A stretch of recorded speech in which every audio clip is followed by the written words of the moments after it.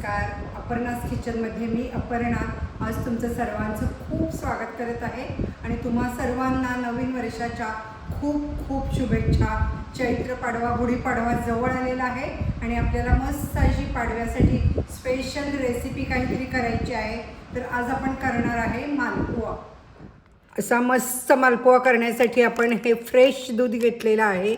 हे आपण आता आटवत ठेवायचं. बघा गॅसवर मी उकळते आणि मुद्दाम मी असं प्लेन म्हणजे हे नॉनस्टिक पॅन घेतलेलं आहे म्हणजे दूध पटपट आटवलं जातं. साधारण हे निम्मं करायचं. 1 लिटरचं आपलं अर्धा लिटर व्हायला पाहिजे.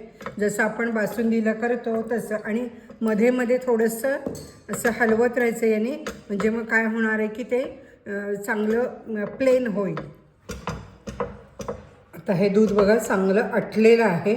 रंगही त्याचा बदललेला आहे आणि असं हे सतत हलवल्यामुळे याच्यामध्ये गुठळ्या किंवा साय अशी धरली गेली नाही आहे. आता हे आटलेलं दूध आपण थंड करायचं आहे आणि 1 कप यातलं आपण घ्यायचं आहे. आता 1 कप दूध घेतलेलं आहे. त्याच्या निम्मं इथे मी कणिक किंवा तुम्ही इथे मैदाही घेऊ शकता. कणिक घेतली तर अगदी बारीक पाहिजे, मात्र चाळून घ्यायची, कारण हल्ली जरा मैदा कमी खाल्ला जातो, जास्त खाऊ नये त्यासाठी. आणि यामध्ये आपण 1 चमचाभरच 1 टीस्पून रवा घालायचा आहे हा. आणि 10 मिनिटच हे भिजवायचं.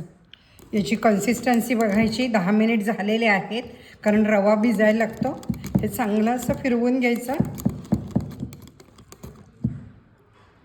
अजून थोडंसं सैल पाहिजे. 1-2 चमचे मी दूध घालणार आहे यामध्ये. आपण यामध्ये अगदी 2 चमचे दूध घालूया. आपल्याला गोड पदार्थ काय करायचे वेगळे सारखा प्रश्न असतो. मालपुआ अप्रतिम टेस्ट असते आणि अगदी त्याला काही फार म्हणजे बिघडण्याचे वगैरे चान्सेसही नसतात आणि 2-3 दिवस आरामात राहतात. पीठ भिजवताना 1 चिमूटभर मीठ घालायचं असतं. ते थोडंसं आपलं राहिलं.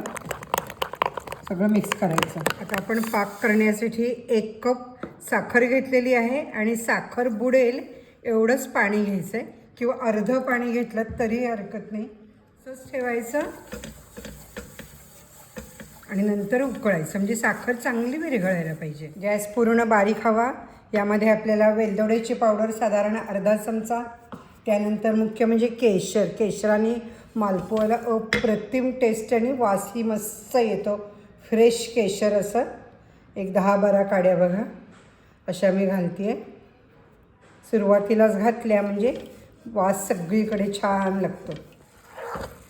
साखर सगळी विरघळून व्यवस्थित उकळायला लागलेला आहे.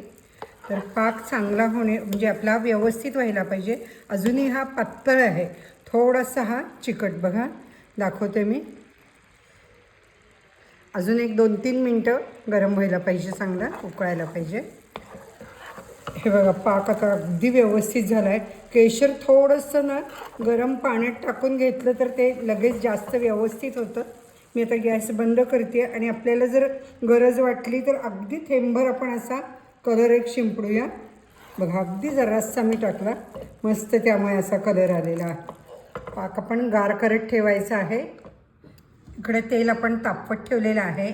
रिफाईंड ऑइल आहे. इथं तुम्ही लोणकडी तूप घेतलं, साजूक तूप, तर अप्रतिम चव येते. मी मात्र रिफाईंड घेतलं आहे.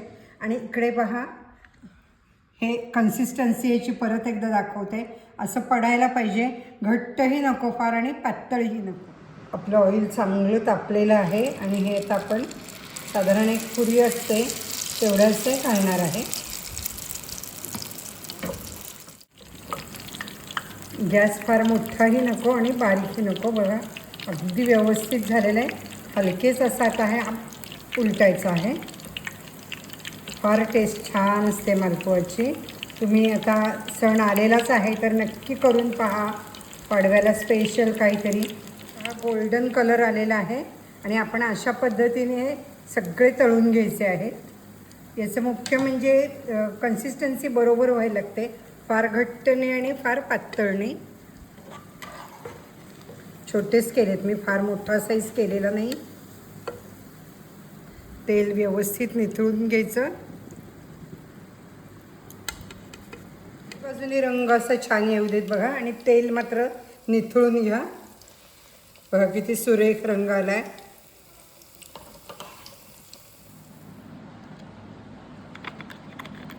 बघा किती सुरेख झालेला आहे मालपुआ. याचा पाक हा व्यवस्थित व्हावा लागतो. शेवटपर्यंत व्हिडिओ पहा म्हणजे यातील बारकावे तुम्हाला कळतील आणि तुमचाही मालपुआ असाच मस्त होईल. साधारण 1-4 दिवस तरी मालपुआ राहतो आणि अप्रतिम चव असते मालपुआची. अशा पद्धतीने आपण आणखीन एक पदार्थ करतो, तर तो कोणता ते तुम्ही मला कमेंट्समध्ये जरूर सांगा. असं आपण पाकामध्ये घालून काढणार आहे. अप्रतिम चव. आणि यावरती आता आपल्याला असे ड्रायफ्रूट्स थोडेसे घालायचे आहेत, बदाम, पिस्ते असे.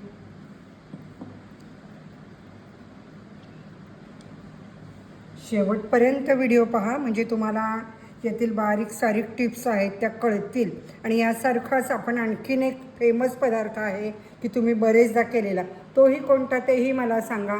आणि आवडला व्हिडिओ तर नक्की लाईक करा,